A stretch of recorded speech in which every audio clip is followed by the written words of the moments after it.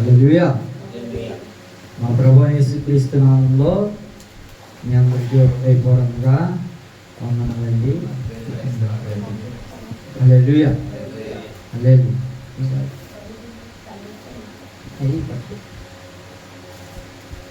హల్లెలూయా.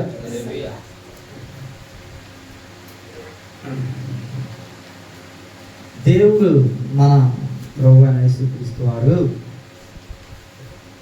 ప్రతి ఒక్క మనిషిని సృష్టించుకున్నాడు. ఎందుకు సృష్టించుకున్నాడంటే మనం ఫలించాలని ప్రభు ఆశపడుతున్నాడు. ఫలములు ప్రతి ఒక్కరి బ్రతుకులో, ప్రతి ఒక్కరి జీవితంలో ఉండాలని, ప్రతి ఒక్కరు ఫలించుట కొరకు ఆయన మనందరిని సృష్టించుకున్నాడు. ఈ ఒక్కరు కూడా నశించుకోవడానికి వీల్లేదని, ఈ ఒక్కరు కూడా మోడుబారిన ముద్దులాగా పండ్లు ఇవ్వని చెట్టు వల్ల ఎవరు ఉండటానికి వీల్లేదని మనందరినీ ప్రేమించి ప్రతి ఒక్కరి జీవితంలో ఫలములు ఉండాలని ఆశపడిన ఒకే ఒక్క దేవుడు మన ప్రభు. ఎవరైనా ఇష్టపడతాం? మానవ సహజం ఏంటి?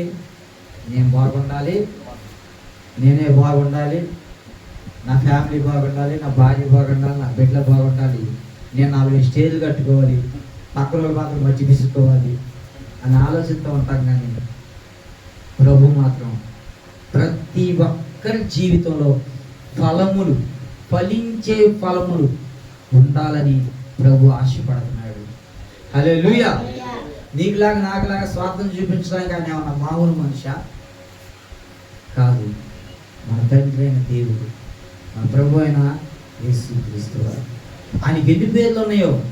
ప్రేమమయుడు, ప్రేమించేవాడు, ప్రేమ చూపగలిగిన వాడు, ప్రేమనే చూపేవాడు. హల్లెలూయా.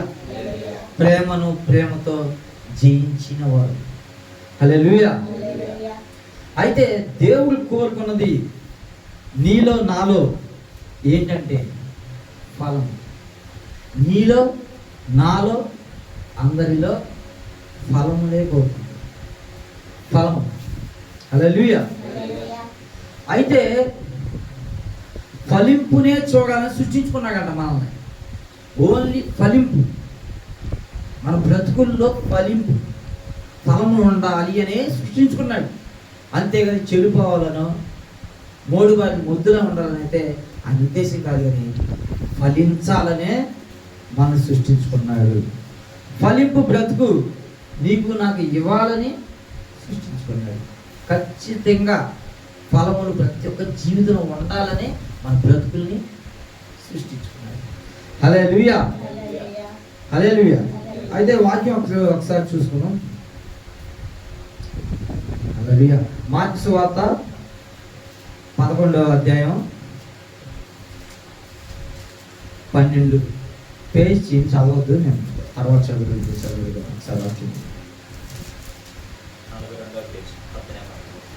నేను చెప్పినప్పుడు చదవండి. హల్లెలూయా. అయితే ఇక్కడ ఒకసారి చదవండి. 12, 13, 14, 20. 11 అధ్యాయం 12 వచ్చు. మరునాడు వారు బెత్లెహేము నుండి వెళ్తుండగా ఆయన ఆకలి కొని ఆకులు గల ఒక అంజూరపు చెట్టును దూరము నుండి చూచి దాని మీద ఏమైనా దొరుకునేమో అని వచ్చాను. దాని యొద్దకు వచ్చి చూడగా ఆకులు తప్ప మరేమీ కనబడలేదు. ఏలయనగా అది అంజూరపు పండ్ల కాలము కాదు. అందుకు ఆయన ఒక మీదట ఎన్నటికని నీ పండ్లు ఎవరన్నా తినకూడదు అని చెప్పాను. అది ఆయన చూసి వినేది. 21 అందులోనే 21. అప్పుడు పేతురు ఆ సంగతి జ్ఞాపకం తెచ్చుకొని, బోధకుడా, ఇదిగో నువ్వు శపించిన అంజూరపు చెట్టు ఎండిపోయినని ఆయనతో చెప్పాను. హల్లెలూయా. హల్లెలూయా. ఏమంటున్నాడు? ప్రభుకి, మన తండ్రి అయిన ప్రభుకి ఒకరోజు ఆకలేసి తిందామని చెప్పి దూరం నుంచి ఒక చెట్టుని చూశారు. ఆ చెట్టు ఏంటి? అంజూరపు చెట్టు. దూరం నుంచి చూసి ఆ చెట్టు దగ్గరికి వెళ్ళి అన్నాడు, ఓ అంజూరపు చెట్ట, నీవు నన్ను నేను ఆకలి కొన్నాను, నేను తృప్తి పరచబడినట్లుగా నీవు నాకు ఫలములను ఇవ్వు అని ఆ చెట్టుని అడిగాడు ప్రభు అడిగాడు, అంజూరపు చెట్ట, నీవు నాకు బాగా ఆకలి కొన్నాను నేను, కాబట్టి నేను తృప్తిపరచబడినట్లుగా ఫలములను నాకు ఇవ్వు అని అడిగాడు. అయితే ఆ చెట్టు అంది ఏమంటుందంటే, అయ్యా నా దగ్గర ఆకులు మాత్రమే ఉన్నాయి, నా దగ్గర ఆకులు మాత్రమే ఉన్నాయి, ఫలములు నా దగ్గర లేవు, నేను ఫలములు ఇవ్వలేదు. కావాలంటే మీకు ఆకులు కావాలంటే తుంచుకోండి, ఆకులు కావాలంటే మీరు కోసుకోండి, అంతేగాని అయ్యా నా దగ్గర మాత్రం ఫలములు లేవు, నేను ఫలములు మాత్రం మీకు ఇవ్వలేనయ్యా. నా దగ్గర ఆకులు మాత్రమే ఉన్నాయి, మీరు కావాలంటే కోసుకోండి, నాకు అభ్యంతరం లేదు, కానీ నేను ఫలములు మాత్రం ఇవ్వలేను, మీకు ఎన్ని ఆకులు కావాలో తుంచుకోండి అంటే ప్రభువుకి వెంటనే పాపం వస్తుంది. నేను అడిగితే నీవు ఫలములు లేవంటున్నావు, ఫలించని నీవు నాకు దేనికి ఉపయోగం? ఫలింపని ఈ చెట్టుగా నువ్వు ఎంతకాలం ఉంటావు? కాబట్టి నీవు ఏమన్నాడట వాక్యం ఏం చెప్పాడు? శపించాడు. ఏమని చెప్పించాడు ఒకసారి? ఇక మీదట ఎన్నటికి నీ పండ్లు ఎవరు తినకుందురుగాక. హల్లెలూయా. ఇక మీదట నీ పండ్లు ఎవరు తినకూడదంటే ఏమైపోతుంది?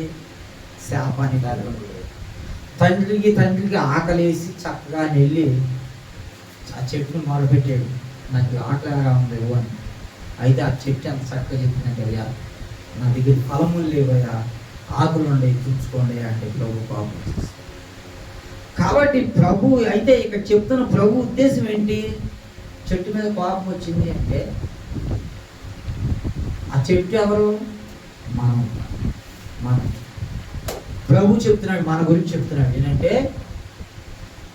ఆ చెట్టు ఫలము ఏ రీతిగా దేవుడు అడిగితే ఇవ్వలేకపోయిందో, ఒకరోజు శిష్యులు కూడా అలాగే అడుగుతాడు ప్రభు, అయ్యా మీ దగ్గర ఆహారం ఉంటే ఇవ్వండి, నాకు ఆకలిగా ఉంది కొంచెం ఇవ్వండి అంటే, అయ్యా మేము నీకు ఇచ్చేంత చూడడం కాదయ్యా, మా దగ్గర ఏమి లేదు ప్రభు, మా దగ్గర ఏమి లేవు నీకు పెట్టడానికంటే, దేవుడు ఇలా పెట్టే స్థాయిలో లేవా అని బాగా. అదే క్వశ్చన్ మనకేస్తే, మన ప్రభు మనల్ని అడిగితే నీ దగ్గరికి వచ్చి చదువుతాడు, నాకు ఆకలిగా ఉంది ఫలం ఇవ్వండి. నీ ఫలించిన వాడు అయితే నీ దగ్గర ఫలములు ఉంటాయి. ఫలించడం అంటే అట్లా దేవుడు సూచించుకున్నాడు కదా, ఫలములు అంటే ఇప్పుడు మనకి మొలక చెట్టు ఉంది, గొంగల పురుగులు పడితే ఏం చేస్తాం? నరికి పడాలి. చెట్లు కూడా మనం గొడ్రాలని పిలుస్తాం. కొన్ని కాయలు కానీ చెట్లు ఉంటాయి, కొబ్బరికాయలని ఉంటాయి, వాటిని కూడా మన ఆడవాళ్ళు అమ్మ గొడ్రాలు నరికి ఆ మూడు అట్ట ఉండకూడదు, ఆ చెట్టు అట్ట ఉండకూడదు అని ఆ గొడ్రాలని చెప్పి అనే విధంగా దాన్ని భావించి, చెట్టు ఫలించని చెట్టు మనకు అనవసరం తీసేయండి అని చెప్పి ఇళ్ళ పక్కన వాళ్ళు చెప్తారు, మన ఇంట్లో ఉన్న ఆడవాళ్ళు చెప్తారు. దాని పక్క కాయ కాయట్లేదు ఎందుకయ్యా, నరికి పడే అవసరమా? ఒక్క కాయ కూడా మనకి ఇవ్వనప్పుడు ఎందుకు అది? పెరుగుతుంది తప్ప ఉపయోగమే లేదు. నీళ్లు తాగుతుంది, అన్నీ తాగుతుంది, కనీసం నాకు ఒక కొబ్బరి బొండం కూడా ఇవ్వట్లేదు, కనీసం రేగి చెట్టు పెట్టుకుంటే రేగి పండు ఇవ్వట్లేదు. ఏ మొక్క అయినా నువ్వు ఇంట్లో పెంచుకుంటే ఫలించకుండా దాన్ని పోషించగలవా? దానికి రోజు మనం ఎందుకు పాదులు తీయాలి? దానికి రోజు మనం మందేసి దానికి ఎందుకు మనం భద్రత తీసుకోవాలి? పాదులు తీసి నీళ్లు పోసి టైం వేస్ట్ చేసి పొప్పుకాడ నుంచి కష్టపడి బకెట్ మోసుకొచ్చి ఆ పాదులు నీళ్ళు పోసి దాన్ని బ్రతికించాల్సిన అవసరం ఏంటి? నీకు ఫలములు ఇస్తుందని, నీకు ఫలములు ఇస్తుందని ఏదో రోజుకి ఈ చిన్న మొక్కగా ఉన్న ఈ చిన్న మొక్క పెద్దదయ్యి నాకు ఫలములు ఇస్తుంది అనే ఉద్దేశంతో మనం దాన్ని పెంచుతాం. మన ప్రభువు కూడా అందుకని నిన్ను నన్ను కూడా ఫలించాలి. ప్రభు మన దగ్గరికి వచ్చాయి, నేను ఆకలి పన్నాను, నీ దగ్గర ఉన్న ఫలములు ఇవ్వంటే మనం ఇచ్చే స్థితిలో ఉంటే ఆత్మలో ఒత్తిళ్ళు ఇవ్వని స్థితిలో ఉంటే ఏమైపోతాం? ఫలింపనే. ఇంకో మాట వాక్యంలో ఉంటుంది,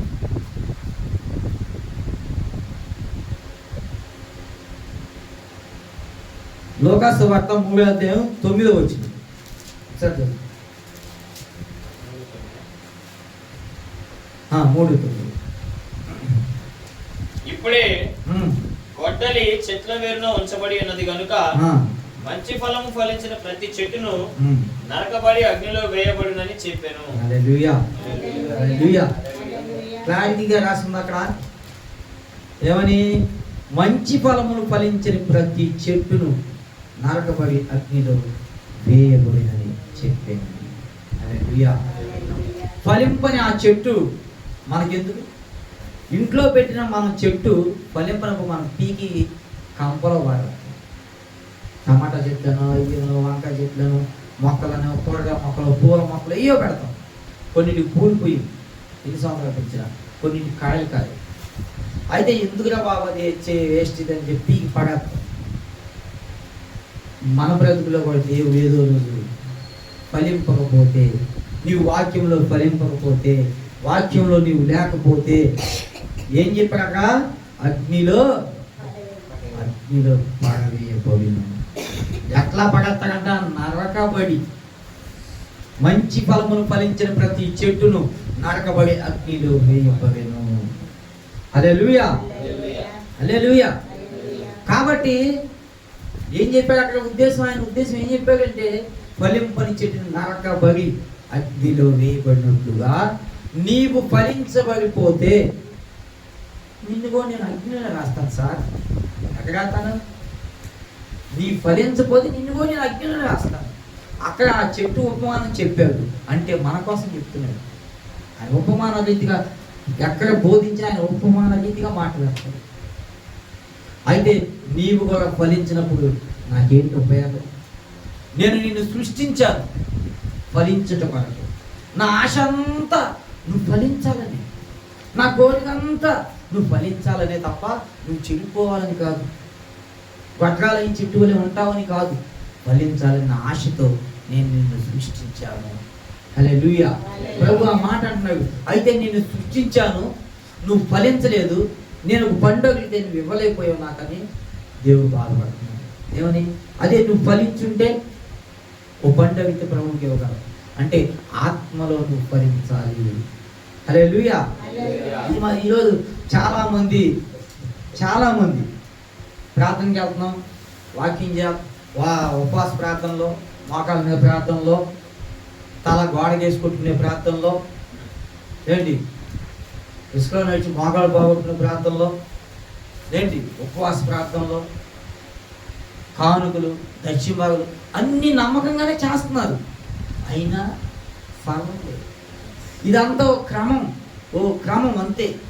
అయ్యో నేను దక్షిణ భాగం మందిరానికి ఇవ్వాలి, అయ్యో నేను కానుక మందిరానికి ఇవ్వాలి, అయ్యో నేను ఓ మోకాళ్ళ మీద నడవాలి, అయ్యో నేను మోకాళ్ళ మీద పాకాల్సిందే, అయ్యో నేను ఫాస్టింగ్ చేసి ప్రేయర్స్ ఉండాల్సిందే అని ఓ క్రమమే తప్ప ఫలం నీలో లేదు.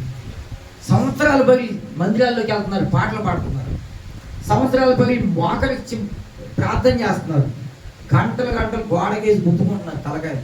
ప్రభువా నా బ్రతుకు మార్చవా.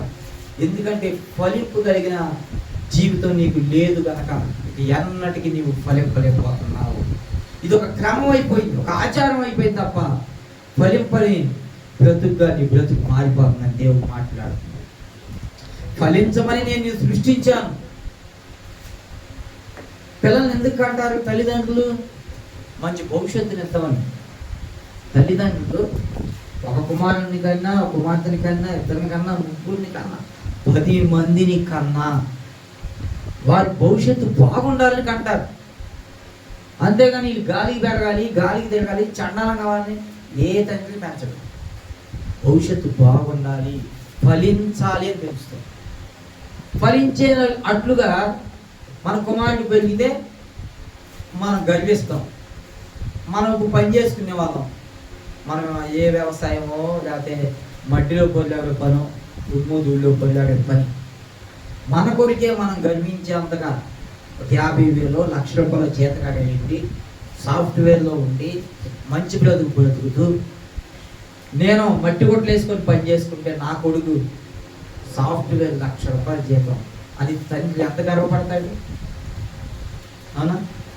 నేను మట్టి పిసుకుంటూ మట్టిలో రోజు నా బట్టలు దుమ్ము చేసుకొని పొల్లాడుతుంటే నా కుమారుడు మాత్రం సాఫ్ట్వేర్ ఉద్యోగి, జ్ఞానంతో పెరిగాడు, విధేయతతో పెరిగాడు అని ఏమనుకుంటావు?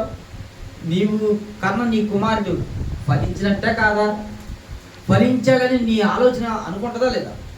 అమ్మయ్య, నా కుమారుడు నాకులాగా పని చేసుకునేవాడు కాదు, సాఫ్ట్వేర్ ఇతరులకు చెప్పేటప్పుడు కూడా గర్వంగా చెప్తాడు.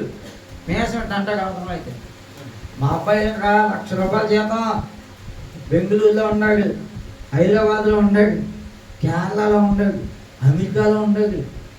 ఏంటి అంత అలగలేసిన వాళ్ళు చెప్తాడు. కారణం తాను ఫలించగలి ఈ తండ్రికి తెలుసు. హల్లెలూయా. అప్పుడు తండ్రి హృదయం గర్విస్తుంది, నా కుమారుడు నేను అనుకున్నట్టు కాకుండా నేను నా ఊహకు అందనంతగా వాడు ఫలించాడు. అంటే తండ్రిగా నేను వాడిని కన్నాను, వాడికి జన్మనిచ్చాను, అయితే వాడి మీద నాకు ఎలాంటి మర్యాద లేదు. ఎందుకంటే వాడి కాళ్ళు వచ్చినాయి, వాడి బ్రతికాడు, బతకగలడు. ప్లస్ రేపొద్దు మేము ముసలోళ్ళు అయితే మమ్మల్ని చూడగలరు. అలాగ వాడి కాళ్ళు వచ్చేసినాయి, పెద్దవాడైపోయాడు. నాకన్నా 4 రూపాయలు ఎక్కువ సంపాదిస్తున్నాడు. నేను నెలకు 10,000 తెస్తే వాడు 10 రెట్లు 1,00,000 రూపాయలు తెస్తున్నాడు. కాబట్టి నా కుమారుడు బాగా ఫలించాడు. హల్లెలూయా. తండ్రి అంత గర్విస్తాడు. అట్లాగే మన ప్రభు అయిన తండ్రి, మన యేసు ప్రభు వారు కూడా ఏమంటున్నాడంటే, ఫలించుట కొరకే నేను మిమ్మల్ని సృష్టించుకున్నాను. హల్లెలూయా. అప్పుడు ఫలం అనేది నీ జీవితంలో లేనప్పుడు ప్రభు వారు ఏమంటాడు? నాన్న, నీవు పెంచిన మొక్కలకు మనం రోజు నీళ్ళగా పోస్తాము, నీకు రోజు నేను వాక్యాన్ని పంపానే, వాక్యం రోజు వింటున్నావు, రోజు ప్రార్థన చేస్తున్నావు, రోజు ఉపవాసం ఉంటున్నావు, అన్నీ చేస్తున్నావు, అయినా నీలో ఫలం ఎందుకు లేదు? ఎందుకు నేను ఒక మొక్క పెట్టాను, ఒక మొక్క పెట్టి పాదు తీసి యూరియా వేసి మంచి మందులు కొనుక్కొచ్చి డబ్బులు పోసి మరి ఆ మొక్కను పెంచితే, ఆ మొక్క మీద నేను డబ్బుని ఇన్వెస్ట్ చేసి ఎరువుల కంపెనీ కాడికి వెళ్ళి ఏమేమి ఎరువులు కావాలని మంచి మంచి ఎరువులు కొని ఆ మొక్కకు నేను వేసినప్పుడు అది ఫలించకుండా నాకు ఒక్క కాయ కొనకపోతే నాకేం ప్రయోజనం? తీసి దెబ్బలో పడతాను, అగ్నిలో పడేస్తాను ఆ మొక్క. ఎందుకు సార్ నాకు అది? నేను ఎంత కష్టపడి నా చాకరీ చేసి ఆ పాదులు తీసి యూరియా కొని మందులు కొని ఏమేమి డబ్బులు కావాలని ఆ యొక్క మొక్క మీద పెట్టుబడి పెడితే చివరికి అది ఒక్క పండు నాకు ఇవ్వలేదు. ఎందుకు? నాకు ఏం అవసరం? కాబట్టి దాన్ని పీకి వెంటనే మనం దెబ్బలో పారేస్తాం. హల్లెలూయా.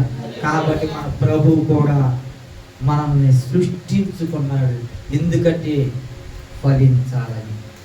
ఫలింపని నిన్ను కూడా పీకి అగ్నిలో నరకబడి అగ్నిలో పడేస్తానని దేవుడు మాట్లాడుతున్నాడు. హల్లెలూయా. కాబట్టి ఈ రోజున మనం ఏ ఫలములు ఉండాలా మన బ్రతుకులో? వద్దా? ఫలములు ఉంటేనే పరలోకం, ఫలము లేకపోతే నరకబడి అగ్నిలో వేయబడతావు. ఉపమాన రీతిగా అక్కడ ఏం చెప్తున్నాడు? ఫలింపని ప్రతి చెట్టును నరకబడి అగ్నిలో వేయబడిన. అదే మాట కాదు, మన మాటగా మాట్లాడితే ఫలింపని ప్రతి వాడు ఖచ్చితంగా వాడు నరకబడి అగ్నిలో వేయబడతాడు. హల్లెలూయా. కాబట్టి దేవుడు అంటున్నాడు, ఫలించట వరకే నేను మిమ్మల్ని సృష్టించుకున్నానమ్మా. సృష్టించాను బిడ్డలారా, సృష్టించానయ్యా. మీరు ఫలింపకపోతే నేను కన్నీరు మీద ఏడుస్తాను. మీరు ఫలించట కొరకే నేను సృష్టించుకున్నాను. మీరు ఏదో చెడిపోవాలని కాదు. మూడు బారిన ముద్ర ఉండాలని నా ఉద్దేశం కాదు, ఫలించుట కొరకే. మీరు ఫలించుట కొరకే నేను సృష్టించాను. తల్లిదండ్రులు బిడ్డలు కనేది ఎందుకు? వాళ్ళు ఫలించి మంచి భవిష్యత్తుని పొందుకోవాలని. అవునా కదా? మన బిడ్డలు మన గుండెల మీద తగిన ప్రయోజకులు కాకపోయినా తండ్రి రోజులు దుఃఖపడతారు, ఏడుస్తారు. ఎందుకని? అయ్యో, నా కుమారుని నేను 20 సంవత్సరాలు పెంచానే, 25 సంవత్సరాలు పెంచానే, కానీ నా చేతికి వస్తాడనుకున్నాను, నా చెయ్యినే దాటి వెళ్ళిపోయింది. అక్కడ అమెరికాకి పంపించి సాఫ్ట్వేర్ పంపించినప్పుడు ఏ విధంగా మాట్లాడతాడు? నాకేంట్రా, మా అబ్బాయి ₹1,00,000 సంపాదిస్తున్నాడు, అమెరికాలో ఉన్నాడు అని గర్వంగా చెప్తాడు. నాకేంట్రా అని గర్వంగా చెప్తాడు. ఇక్కడ ఏమంటున్నాడు? నేనే అనుకుంటే నా చెయ్యి దాటిపోయాడు. చూసారా? అక్కడ మేసం తిప్పారు, అక్కడ ఇక్కడ మేసం కింద వేసినాడు. చూసారా? కాబట్టి మన బ్రతుకులో ఫలము లేకపోతే మనం కూడా నరకపోయే అగ్నిలో వేయబడతాం. ఫలించాలి అంటే వాక్యం ఉండాలి, వాక్యం ఉండాలి, మన జీవితంలో వాక్యం ఉండాలి, ప్రార్థన ఉండాలి, దేవుడు ఉండాలి, పరిశుద్ధాత్మ ఉండాలి. సంవత్సరాల తరబడి గుడికి వెళ్ళిపోతే మనకేమీ భక్తి రాదు. భక్తి ఎలా చేయాలో అలా చేయాలి. పరిశుద్ధాత్మ దేవుని సహవాసం నీకు ఉండాలి. దేవుడు నీతో మాట్లాడే నీకు దర్శనమైనా నీ జీవితంలో ఉందా అంటే ఒక్కరికి సమాధానం ఉంది. కొంతమందికి మేము పుట్టు క్రైస్తవులు అని చెప్తారు. ఏది నీ దర్శనం ఏంటి ఒకసారి చెప్పు అంటే ఎవరో చెప్పదు. నేను చెప్తా, కానీ నా దర్శనం ఏంటని నేను చెప్తా. నా దర్శనం ఏంటంటే ప్రభు రొట్టె విరిచి నీవు పంచిపెట్టు అంటే సువార్త ప్రకటించు. హల్లెలూయా. నీ దర్శనం ఏంటని నేను క్వశ్చన్ ఇస్తాను, ఒక్క మాట నాకు చెప్పు. నీ బ్రతుకులో నీ దర్శనం ఏంటి? నువ్వేంటి అంటే ఏంటంటావు? పలానా పని చేస్తున్నాయా? నువ్వేం పని చేస్తావా అంటే పలానా సెంట్రింగ్ పని చేస్తున్నాయా, పలానా హార్ట్ బిల్డింగ్ పని, పలానా పెయింట్లు వేస్తున్నాయా అంటావు. నీ దర్శనం ఏంటి అంటే ఒక్క మాట నీకు సమాధానం లేదు. కారణం దేవుడు నీతో మాట్లాడకపోవడం, దేవుని మాట నువ్వు వినలేకపోవడం, దేవుని స్వరాన్ని నువ్వు కనుగొనలేకపోవడం. అదే నన్ను అడిగితే నీ దర్శనం ఏంటయా అంటే నా దర్శనం ఆల్రెడీ ఎప్పుడో చెప్పేశాను చాలామంది. నా దర్శనం రొట్టె విరిచి నీవు పెట్టు. ఎంతమందికి నువ్వు పెడతావో అంతమందిని నేను పరలోక రాజ్యంలో చేర్చుకుంటాను. ఎవడైతే నీ మాటని రొట్టెని స్వీకరించలేదా వాళ్ళని పాతాళానికి దొక్కేస్తా. Deadly warning. ఇలా చేయి చూపించి మరీ నాకు చెప్పారు. పరలోకం నుండి ఆయన చేయి తెరచి మేఘంలో నుండి ఇలా ఈ చెయ్యి ఎంత ఉంది ఇలా తీసి అక్కడ రొట్టెని నాకు ఇచ్చాడు ప్రభు. నేను 2 చేతులతో ఇలా పట్టుకొని ప్రభు అన్నాడు, ఏంటయ్యా అంటే ఈ రొట్టె నీకు ఇస్తున్నాను, రొట్టె నీకు ఇస్తున్నాను, అనేక మందికి పెట్టు. ఎవరికి పెడతావు నీ ఇష్టం. నీకు నచ్చిన నీ చుట్టాలుగా పెట్టుకుంటావో, అన్యులుగా పెట్టుకుంటావో, ఎవరికి పెట్టుకుంటావో నీ ఇష్టం. నువ్వు ఎవరికైనా పెట్టు. నువ్వు ఎవరికి పెడితే వాటిని నేను ఒక్క మాట కూడా అన్నాను. నువ్వు ఎవరికి పెడితే రొట్టెని వాడిని ఏమి చెయ్యి. అయితే నాకు ఒక కండిషన్ ఉంది. ఏంటయ్యా అంటే నీకు ఇచ్చిన ఈ రొట్టె నువ్వు పంచడానికి గంట మాత్రమే సమయం ఉంది, కానీ నెల తరబడి లేదు. నీకు గంటే సమయం. ఈ గంటలో నువ్వు ఎంతమందికి పంచుతావు పంచు. గంటకి 1 సెకండ్ అవతలు దాటినా ఇక భూమి మీద కూడా కనబడాలి. హల్లెలూయా. గంట అంటే ప్రభు ఏమన్నాడు? రొట్టె అంటే సువార్త ప్రకటించమని. నేను ఎంతమందికి పంచి పెట్టడం అంటే నా ద్వారా రక్షణలోకి నడిచి బాప్తిజం తీసుకొని రక్షణ మారు మనసు నా ద్వారా ఎవరైతే నేను సువార్త చెప్తున్నప్పుడు నా ద్వారా రక్షించబడతారో వారిని నేనేమి చేయను అంటున్నాడు ప్రభు.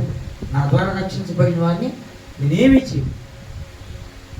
నీ ద్వారా రక్షించబడిన ఏ ఒక్కరిని ఎవరికైనా పెట్టుకో, నీకు నచ్చినోకి రొట్టె పెట్టుకో, నేనేమన్నా అసలు వాడిని టచ్ కూడా చేయను. అయితే ఎవరైతే నువ్వు రొట్టె ఇచ్చినప్పుడు అంగీకరించరో వాడిని మొత్తం గంటకు 1 సెకండ్ అవతలున్నా మొత్తాన్ని లేపేస్తారు అని బహిరంగంగా చెప్పాడు. అదే అంత బహిరంగంగా గట్టిగా వార్నింగ్ ఇచ్చాడు. ఎలా చెప్తూ గంటే టైం టైం టైం అంటే ఏంటి? సమయం ఇంక లేదు. ఎన్నోసార్లు హెచ్చరిక చేసేవి ఏంటంటే రాకడ సమయం దగ్గర పడింది.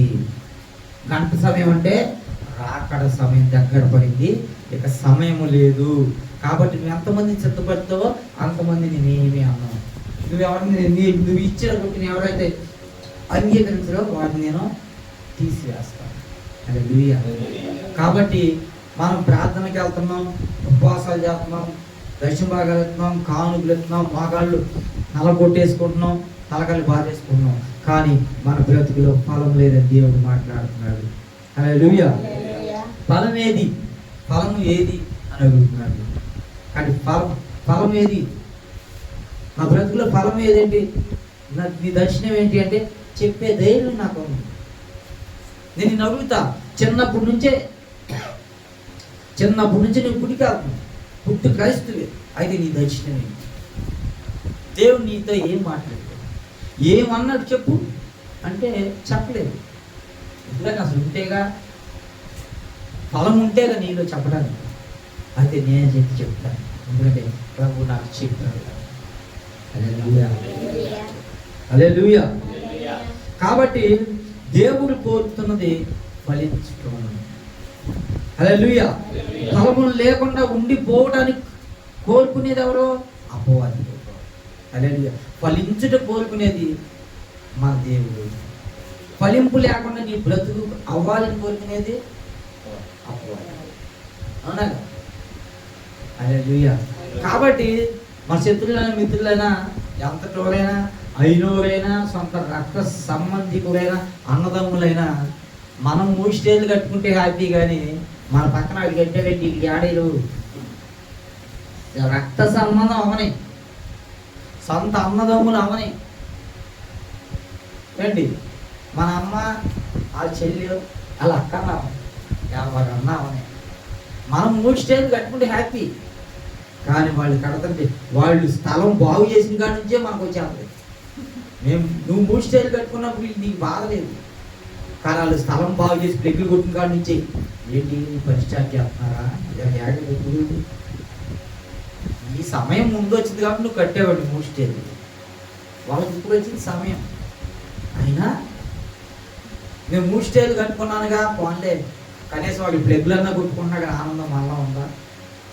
లేదు. ప్లెగ్గులు కొడుతున్నారు ఏంటి, ల్యాండ్ నుంచి వస్తున్నాయి ఇక్కడ డబ్బులు ఓ అని లోపల చూపించారు. నీ మనసు నా మనసు ఏడ్చే స్వభావం. వాడు ఫలింపకూడదని మన మనసు కోరుకుంటాం. ఎంత రక్త సంబంధం అవనండి, మనం కట్టుకుంటే ఓకే, కానీ వాడు కట్టుకుంటే మనకి ఇష్టం ఉంటుంది. కానీ ప్రభు మాత్రం నీవు ఫలించుట కొరకే సృష్టించాడు. ఏ భేదము లేకుండా, ఎలాంటి ద్వేషము లేకుండా ప్రతి ఒక్కరిని సృష్టించింది ఫలించుట కొరకే. హల్లెలూయా. అని అంటున్నాడు, నేను సృష్టించింది మీరు ఫలించుట కొరకే. నేను మిమ్మల్ని సృష్టించింది పేరున ప్రతి ఒక్కరిని నేను సృష్టించుకుంది మీరు ఫలించుట కొరకే. ఫలములు ఏవి మీ దగ్గర? ఫలించుట కొరకే కదా నేను సృష్టించాను. అయితే మీ దగ్గర ఫలం ఉంది. ప్రభు ఆ చెట్టును అడిగితే ఏముంది? ఆకులు ఉన్నాయి నా దగ్గర, ఆకులు కావాలంటే కోసుకో, కానీ నేను ఫలం నీకు ఇవ్వలేను. అయితే దేవుడికి గారిని కోపం వచ్చింది, ఫలం నాకు ఆకలి వేస్తే నువ్వు ఫలములు ఇవ్వలేనప్పుడు నువ్వెందుకు నాకు?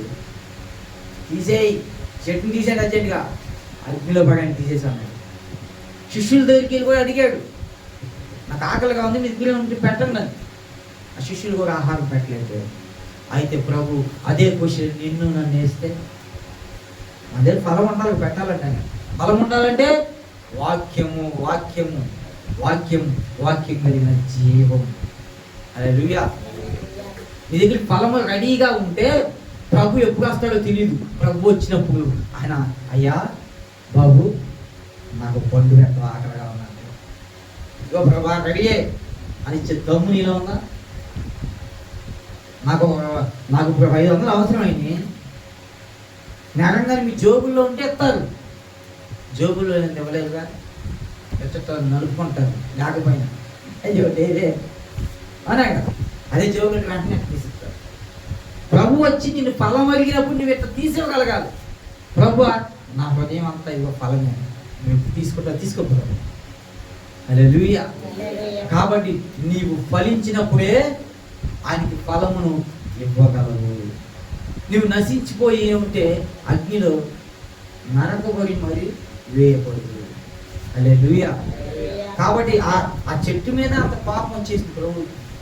మరి ఆ పాపాన్ని మన మీద తిప్పితే మన పరిస్థితి ఏంటి? కాబట్టి దేవుడు అంటున్న మాట అయితే, మీరు ఫలించుట కొరకే సృష్టించబడి ఉన్నారు. ఫలించుట కొరకే మిమ్మల్ని నేను సృష్టించుకున్నాను. హల్లెలూయా. హల్లెలూయా. దేవుడు కోరుతున్నది, నీలో నాలో కోరుతున్నది ఫలించుట. అపవాది కోరుకున్నది ఫలించకపోవటం. హల్లెలూయా. చాలా మంది సంఘాల్లో ఇదే ఈ ఫలము లేని వారు ఎక్కువ ఉన్నారు. చాలా మంది సంఘాలు ఫలములే లేని వారిగా ఉన్నారు. భక్తి చేస్తున్నారు, అన్నీ ఇచ్చుకుంటున్నారు, నమ్మకం ఇస్తున్నారు, అన్నిలో పడరు, కానీ ఫలము లేని సంఘాలుగా ఉన్నాయి. చాలా సంఘాలు కూడా పాటలు పాడేస్తాం, సూపర్ పాడతాం, ఎత్తిలేస్తాం, డ్యాన్స్ చేస్తాం, దేవుని ఆరాధించేస్తాం, అన్నీ చేస్తాం, కానీ ఫలం లేదు. చాలామంది సంఘాల్లో కూడా ఫలం లేదు అని దేవుడు మాట్లాడారు. ఎంతోమంది పుట్టు క్రైస్తులు అని చెప్తున్నారు, అన్నీ చేస్తున్నారు, అన్నీ చేస్తారు.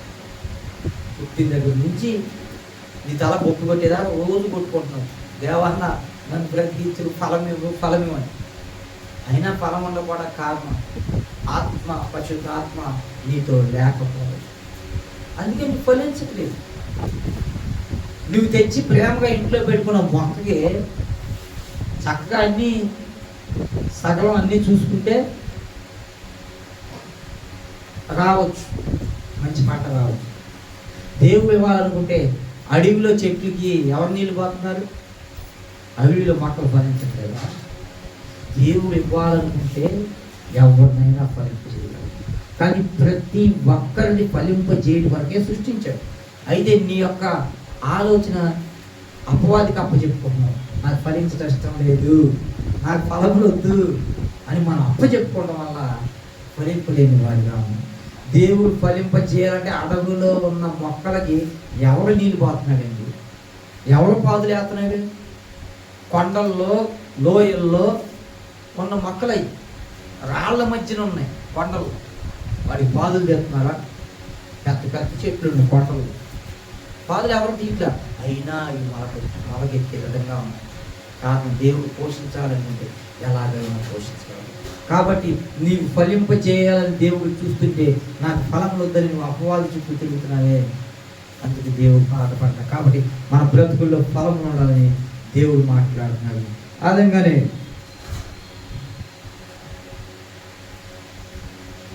దేవుడు మన బ్రతుకుల్లో కోరుకునేది ఏంటంటే ఫలం. మన మనుషులు కోరుకునేది ఏంటంటే ఫలం. దేవుడు కోరుకునేది ఫలం, ఫలించటానికి. మనుషులు కోరుకునేది వరం. నాకు మిరాకిల్ చేసే వరం ఇచ్చేసి, అద్భుతాలు చేసే వరం ఇచ్చేసి, ఇట్లా టాప్ అనగానే పడిపోయే వరాలు ఇచ్చేసి ఇట్లా. ఎందుకంటే ఈ వరాలు ఎందుకు పనిచేస్తాయి అంటే వాళ్ళ ఫేమస్ చేసుకోవడం పనిచేస్తాయి, వాళ్ళు ఫేమస్ అవడానికి పనిచేస్తాయి, బిజినెస్ చేయడానికి పనిచేస్తాయి. కొంతమంది ఇప్పుడు బిజినెస్ సేవకులు ఉన్నారు, రావాలంటే ₹1,00,000 ఇవ్వాలి. కొంతమంది సేవకులు ఉన్నారు, వాళ్ళు అడుగులు పెట్టాలంటే ₹1,00,000, వాళ్ళ పక్కన కూర్చొని అన్నం తేవాలంటే కొద్దిగా ఎక్కువ. నేను ఒక సంఘానికి వెళ్ళాను విజయవాడలో, ప్రదీప్ కుమార్ గారి సంఘం. వెళ్తే ఫస్ట్ అప్పుడు నాకు తెలియక వెళ్ళాను, చికెన్ గ్రౌండ్లో పెడితే వెళ్ళాను. నేను మా స్నేహితుడు వెళ్తే ఆయన అందరూ మాకు తెలియదు కదా, అందరూ ఎగబడతాం కదా, ఎగబడితే అందరూ ఆయన ఏమో రూమ్లో ఉండాలి, అక్కడ ఏ రూమ్లో ఉండాలి, డబ్బులు కట్టే రూమ్లో ఉండాలి. డబ్బులు కట్టి పేరు రాపించిన వాళ్ళకి ప్రత్యేకమైన ప్రార్థన, 2,000 కట్టినా, 3,000 కట్టినా, 5,000 కట్టినా, 10,000 కట్టినా ప్రత్యేకమైన ప్రార్థనలో అక్కడ. నేను ఆయన కలుద్దామని ట్రై చేస్తున్నా, కొత్త కదా ఆశ, ఆ దైవజనుల్లో ఏ బ్లెస్సింగ్స్ ఉన్నాయో మనం పొందేసుకోవాలని ఆశ. వెళ్ళాను. వెళ్తే మేము అక్కడికి వెళ్తే డబ్బులు ఉన్న వాళ్ళు అక్కడ ఉన్నారు. మా దగ్గర డబ్బులు లేవు, 100 రూపాయలు ఉంది కానుగెట్టాయి. మా దగ్గర స్పాన్సర్ చేసే స్థామత లేదు. అందుకని నేను 100 రూపాయలే ఉన్నాయి జోబులు. ఏం చేయను? 3000 ఉంటే ఆ లోపల 5000 ఉంటే లోపల స్పాన్సర్ ఏమైపోయారు? ఫేమస్ అయిపోయారు. వరాలు అవి చూసి నేనే అట్రాక్ట్ అయిపోయాను. అమ్మో, ఆయనలో ఉన్న వరాలు నా మీద పనిచేసి బ్లెస్సింగ్స్ వచ్చేసి ఒకేసారి అంత నేను జీవించగలిపోని ఆ వరాలు కావాలని ఆశపడ్డాను.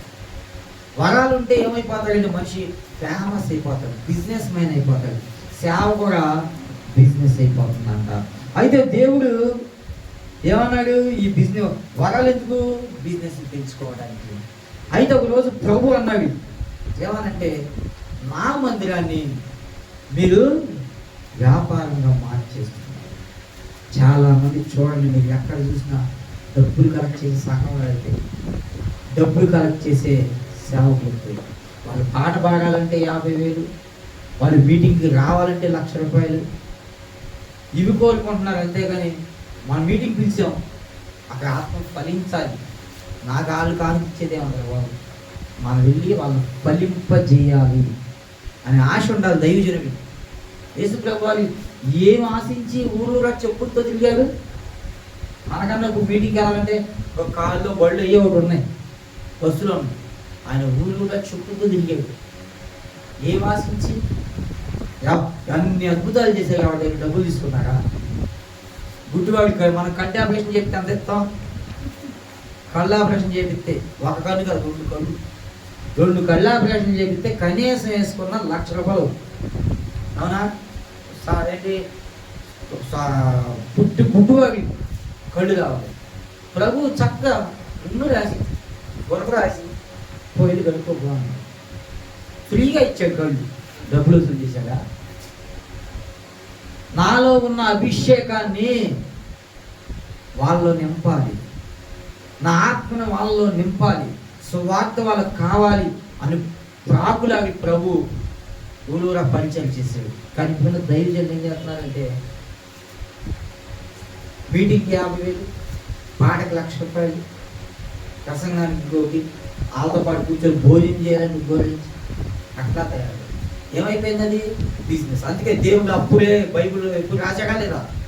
నా మందిరాన్ని వ్యాపారంగా నేను మారుస్తున్నాను, నా మందిరాన్ని మీరు వ్యాపారంగా మారుస్తున్నారు. అయితే ప్రభు ఒక రోజు వ్యాపారంగా మార్చుతున్నారని ఆయన పాపం వచ్చి జూలు పట్టుకొని కొట్టాడండి. జూలు పట్టుకొని అక్కడ ఉన్న బల్లల్ని అన్నింటిని తోసేసాడు. నా మందిరాన్ని వ్యాపారంగా చేస్తారా, వ్యాపారంగా చేస్తారా అని ఒక్కొక్కరిని కొడితే పరుగులు తీశారు. పరుగులు తీసినప్పుడు అనుకున్నారు, అమ్మో ఈయన వేసేనా, ఏంటి ఎట్ట కొట్టారు,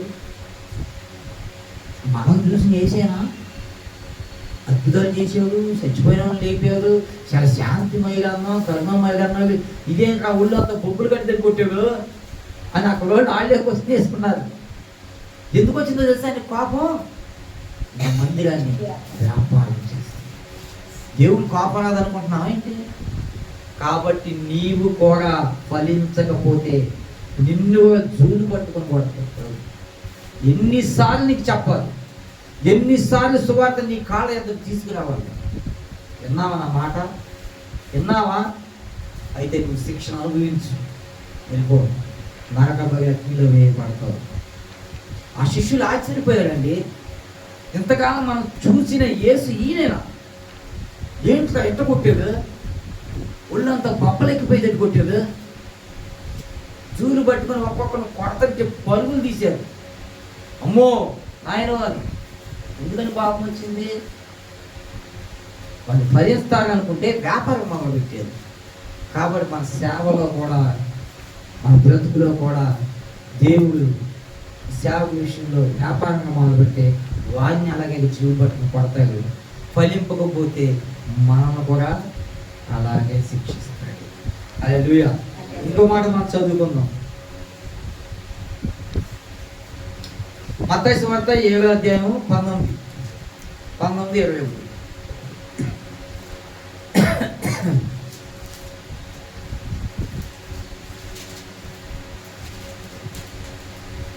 మంచి ఫలములు ఫలింపని ప్రతి చెట్టు నరకబడి అగ్నిలో వేయబడును.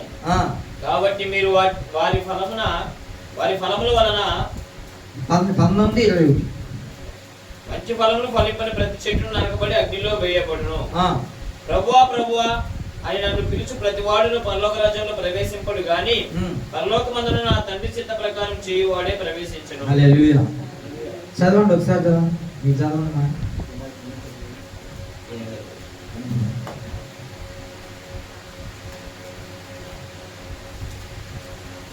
ఒకసారి చదవండి. ఎందుకంటే ప్రభు చదివిస్తాడా నేను చదివిస్తాను ఒకసారి అర్థమవుతుంది.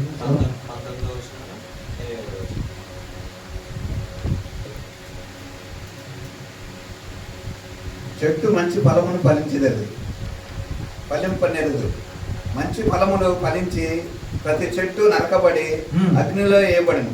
ఓకే, ఏమనుంది? మంచి ఫలింపని ప్రతి చెట్టు నరకబడి అగ్నిలో వేయబడును. హల్లెలూయా. ఇంకోటి కింద 21 దానిలోనే ప్రభువా ప్రభువా అని నిన్ను పిలుచు ప్రతి వాడును పరలోక రాజ్యంలో ప్రవేశించుడు గాని పరలోకమందున్న నా తండ్రి చిత్త ప్రకారము చేయువాడే ప్రవేశించును. హల్లెలూయా. హల్లెలూయా. మంచి ఫలములు ఫలింపని ప్రతి చెట్టు నరకబడి అగ్నిలో వేయబడిను. హల్లెలూయా. చదివారా? మీరే చదివారా? నేను చెప్పాను. ఉందిగా, అందులో ఉందిగా.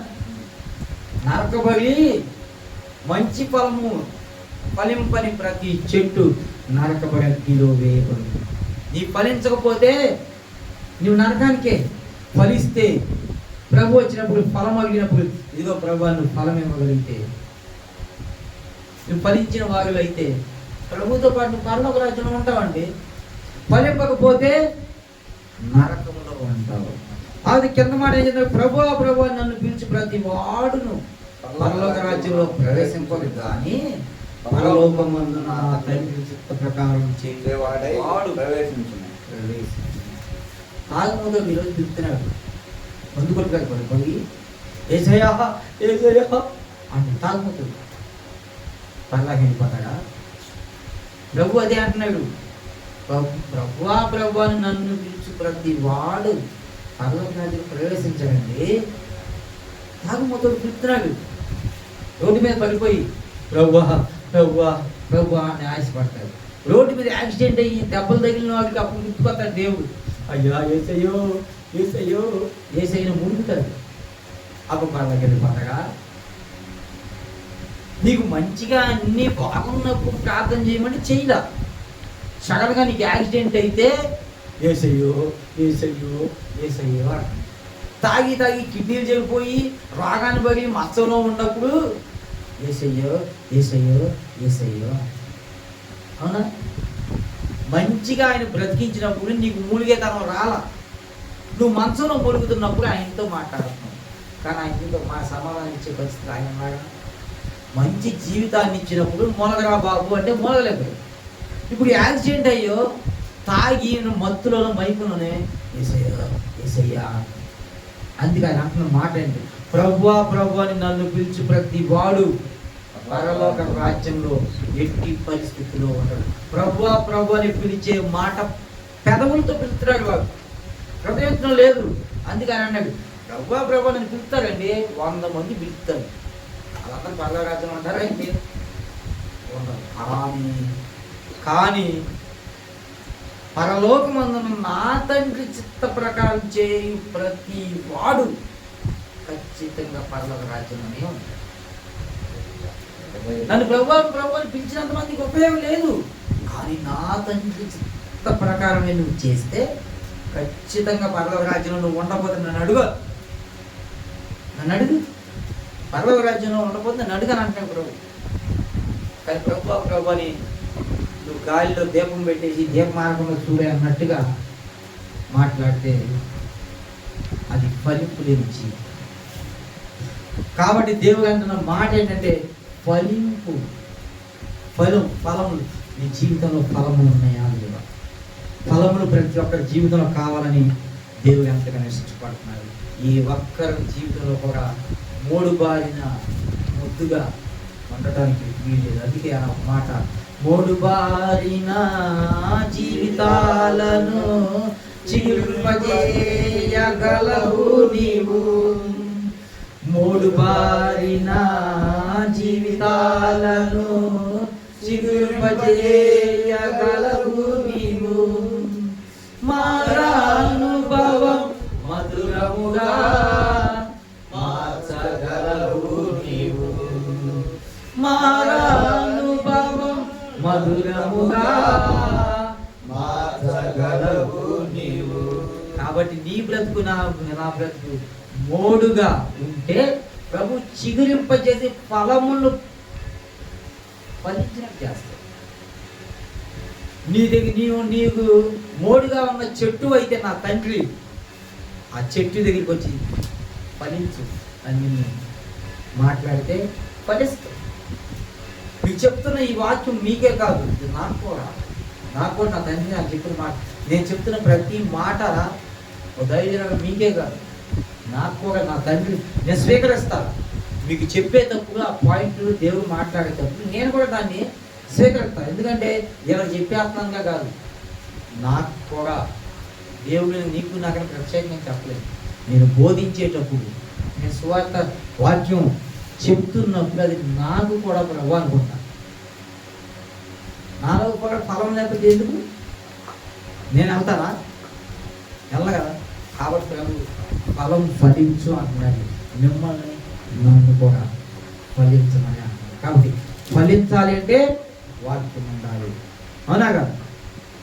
మరి ఏం చేద్దాం? మరి అందరం మనం ఫలించాలంటే ఖచ్చితంగా మా బ్రతుకులో వాక్యం ఉండాలి. హల్లెలూయా. ఒక చెట్టు బ్రతకాలంటే కంచేస్తాం. గొర్రెలు తింటాయో, మేకలు తింటాయో, గేదెలు తింటాయో అని కంచి వేసేస్తాం, దాని చుట్టూ భద్రంగా కాపాడుకుంటాం. కాబట్టి మన తండ్రి కూడా ఫలించాలని అపవాది చేతికి చిక్కకుండా నీ చుట్టూ కంచి వేస్తాడు. ఈ బిడ్డ ఫలించాలి తప్ప అపవాది చేతులకి చిక్కకూడదని ఆ చుట్టూ కంచి వేస్తాడు నీ చుట్టూ. అయినా నీ మితి మీద పిచ్చి ఎక్కువైపోయి కంచి దూకి బయటికి వెళ్తాం. కంచె దూకి బయటికి వెళ్ళడం వల్ల ఫలించాల్సిన నీవు ఫలము లేని వెళ్ళిపోతావు. ప్రభు ఏమో నీకు ప్రొడక్షన్ ఇవ్వాలని నేను అక్కడ మొక్కగా పెట్టి ఫలింపు చేయాలని చుట్టూ ముళ్ళ కంపేశాడు. ఈ కంచెలోకి ఏ మేకలు, గొర్రెలు కానీ గేదెలు కానీ వచ్చి ఈ చెట్టును తినకూడదు, ఫలించాలి ఈ చెట్టు అని నిన్ను నన్ను ఆయన కోరుకున్నాడు. అయితే మనం ఏం చేస్తున్నాం? అపవాది చేతులు అప్పగించుకొని కంచె దూకి బయటకు వచ్చేస్తున్నాం. ఫలింపలేని బ్రతుకుని మనం కోరుకుంటున్నాం. కాబట్టి యేసు ప్రభువు అంటున్న మాట ఏంటంటే, మీరు ఫలించట కొరకే సృష్టించబడినారు అని అన్నాడు. కాబట్టి ఫలించమని మరి ఫలించమంటే ప్రార్థన, వాక్యం అన్నీ ఆయన చెప్పిన ప్రతి మాట. నా మాట అగ్ని వంటిది కాదా అంటున్నాడు. ఆయన చెప్పిన ప్రతి మాట నా మాట సుత్తి వంటిది కాదా అంటున్నాడు, అగ్ని వంటిది కాదా అంటున్నాడు, నా మాట బండ వంటిది కాదా అంటున్నాడు. కాబట్టి అంత బలమైంది అనమాట ఆయన మాట. కాబట్టి ప్రభు అన్న మాట ఫలింపండి, మీరు ఫలింపడ కొరకే సృష్టించబడి ఉన్నారు. కాబట్టి ఈ దినం మనందరం కూడా ప్రభా మమ్మల్ని ఫలించడం కొరకే నేను సృష్టించున్నా కనుక మేము ఫలించడం కొరకే మాకు సహాయం చేయండి ప్రభు. మోడు బారిన మొద్దుల వలె మేము ఉన్నామేమో కానీ ప్రభు చిగురింప చేయటకు నువ్వు నా కోసం పరలోకము నుండి దిగి వచ్చినందుకు నీకు వేలాది వందనాలు చెల్లిస్తున్నానని ప్రార్థించుకున్న ఈ చిన్ని మాటలు దేవుడు దీవించి ఆశీర్వదించుకుంటారు. ఆమేన్. హల్లెలూయా. వాక్యం